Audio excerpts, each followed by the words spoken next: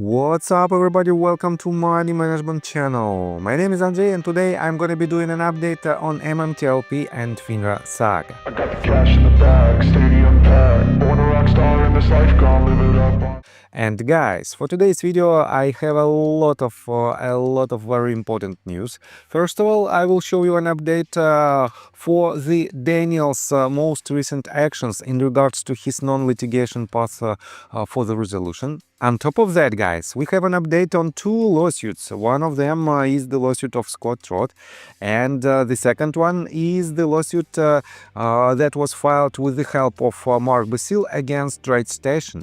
On top of that, guys, I will show you quite interesting statements that potentially might prove that Greg McCabe back in the days shorted the MMTLP shares, and that is why he is extremely silent right now, instead of being extremely active to help NextBridge Hydrocarbons shareholders. So, and before we dive deep into all of this, guys, please hit the like button for YouTube algorithm and drop me a line in the comment section if you think my videos are valuable for you. And let's begin today's video with this tweet that was written just 12 hours ago by Daniel Oxer, the person who filed a lawsuit and who is pursuing the non-litigation path for the resolution. And just recently he wrote letters to President Donald J. Trump and to Vice President James D. Vance. And for now, guys, he published this screenshot that he sent them physical letters, and I have to admit that it is very important to know that he is still working hard to help MMTLP community members. In response to this tweet, CPOX wrote, "I hope all this works pay off in the end." And Daniel wrote, "Me too, bud, me too." And guys, let me remind you that for now we have about 2 days left till this petition is closed, and for now there is only 384 people who signed this petition. Let me remind you that this is the open letter that was written by Daniel, and that was published as a petition, and you can sign it if you support his efforts and if you agree with these statements that he mentioned right here. And let me show you the next part of very important news. Scott Trott wrote this just several hours ago. He said, "Schwab stated on January 14, 2025, I could get plenty of discovery in arbitration, but would not agree to any stipulation regarding giving me the audio where the Schwab representative stated MMTLP was trading at 10x prior to arbitration.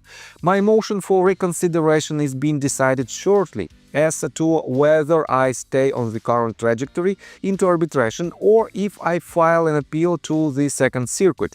My response to FINRA on the second amended complaint is due on February the 10th of this year. This is my response to Schwab today." And he added the link to this document. Let me show you just a couple of details. And I have to admit that it is very interesting to see that Schwab had a lot of excuses in order not to give the audio records of their statement that potentially could prove the share price that Scott demanded for his shares from $5,000 to $7,500. And let me show you how many excuses did they write. So, plenty of excuses why they don't want to disclose this audio recording, where they stated that the real share price of MMTLP shares was at least 100 times greater than the official price during the pre-trading halt days. So, and let me show you the summary. So, Scott respectfully submits this and requests this court to allow Trott to continue litigation outside of arbitration, that this court reverse its decision to enforce arbitration, with the offer from Trott that he will terminate all litigation in this matter against Schwab if Schwab produces its consolidated audit trail records and electronic blue sheet data in MMTLP as of December 9th of 2022, and the data shows Schwab did not oversell MMTLP, nor did Schwab have any unclosed short positions on its books, and any other relief this court deems necessary. So I have to admit that we have another update that might be quite useful in our case, and let me show you that Mark Basile responded to this tweet and he wrote, "Actually, you get way less discovery in arbitration as the arbitrator must approve every discovery request. Unlike the federal rules of civil procedure and the federal rules of evidence. So, did Schwab mislead you or the court?" And Scott responded, "The court. Go take a look at what they filed on January 13th of this year." And this means, guys, if Schwab misled, if Schwab did it just a couple of weeks ago, potentially this might be a huge mistake from their side, and this might lead us to very important steps towards the federal court procedure. And that is why, guys, I think we have to keep an eye on this case. And let me show you another tweet from Mark Basile. Just several hours ago, he wrote this. "Reply in federal court will be filed this Friday. Counsel for TradeStation can quote these two while they are at it."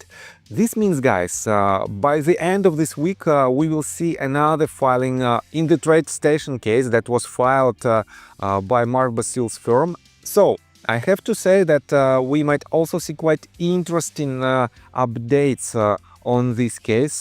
That is why, guys, stay tuned and mark your calendars on January 31st. So, let me show you another quite interesting tweet from Scott.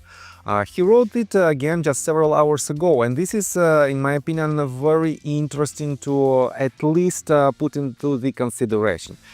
He wrote, "McCabe, Burda and Christian all had everything they need to get the share counts, long and short, in MMTLP in June 2023. They refused to act even when there would have been no thorny arbitration issues to address, where they had a straight shot at a subpoena with Schwab if only they'd gone into the U.S. District Court for Western Texas, and where the evidence might have cleared Polycross and Burda from the SEC charges. They now face if the version of the truth they were all peddling was solid. It wasn't. Burda and McCabe clearly had the ball in their glove to get a share count through a subpoena under FRCP 27 or a quick strike lawsuit against Schwab for the data if a 27 was not possible. But the shot was there. Why not take it? Remember, Wes Christian famously said MMTLP is the motherlode of naked shorts.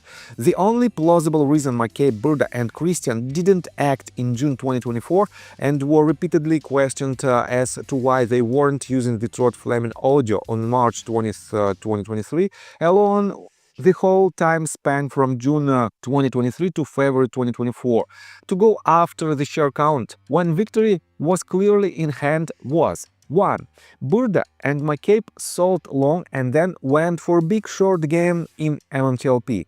Discovery of this would come about if Schwab's cat and blue sheets were recovered in a subpoena.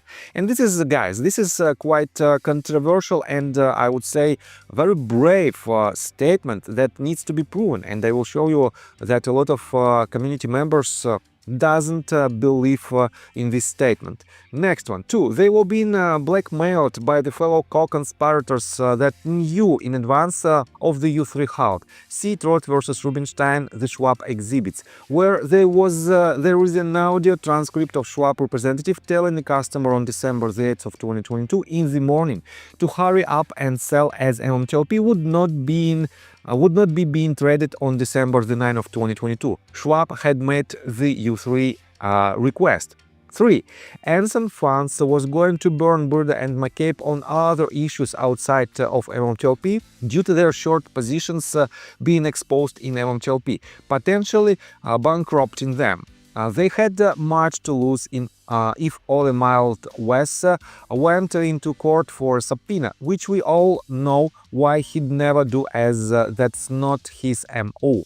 4. Burda's connections. He is widely alleged to be sending Visa prepaids around from off-brand companies to his fleet of social media space queens and bun boys. would be exposed by any Schwab counterattack in court. Schwab knows who played this game in MMTLP, and their confidence probably came from their ability to bury anyone, including McCabe and his more than $100 million net worth. Mild West was probably aware of this given his flamethrower hook. Either that and the grift in MMTLP is so strong here that I can't deduce any real bias one way or another based on the available evidence, or they are all in on it. Anyway, I'll post all the emails later. Suffice to say, this should have been won in the summer of 2023. It wasn't, and everything since then has pointed towards the supposed so-called heroes here in Next Bridge Hydro grifters being the perfect B-movie villains. And guys, I have to admit that it is quite brave tweet, and I would say John Burda has to respond to it, at least in some cases. And take a look right here. He didn't answer to this tweet, and in my opinion, on the one hand, it is quite weird, but on the other hand, we know that Scott is quite, let's say, controversial person. But at the same time, guys, take a look right here. In response to this tweet, wait a second, first of all, I want to pay attention to this tweet that was written by Jake. Scott, do you not realize yet this was bigger than what could be dealt with? That maybe another hand is on the wheel. That maybe we will be resolved at some point, but your comments are digging you into a hole. Effort is good, but others more likely are responsible. And Scott wrote this. Oh no, McCabe actions or inactions confirm it's been a scam. He made from $20 to $70 million selling when Burda was telling everyone to hold. And guys, we know that it is a fact, and Samantha added this information with the screenshots. Basically, it is the tweet that was written by Bronco. And first of all, let me quote to this. Samantha wrote, "Facts, he sold in the last 3 weeks, and a quick check of volume and average price will tell you it's the higher end of that range." And Bronco Energy wrote this on September the 7th of 2023. Yet McCabe was nearly a third of the volume the last few days, dumping shares at a tune of 6.77 million. Retail was told to hold by Burda tweets, while the biggest holder slapped the bid all the way down to that price. And guys, here's the screenshots of the official statements, official 10Q statements, if I remember it correct, with the proof that definitely Greg McCabe sold a lot of his shares. And Samantha also added this. And McCabe actually still had his shares on November 18th per 4B prospectus. Gray Market did his massive pump space where he secret reads messages saying McCabe won't sell less than $325 on November 19th. It hits peak price on the next trading day, and then all downhill from there.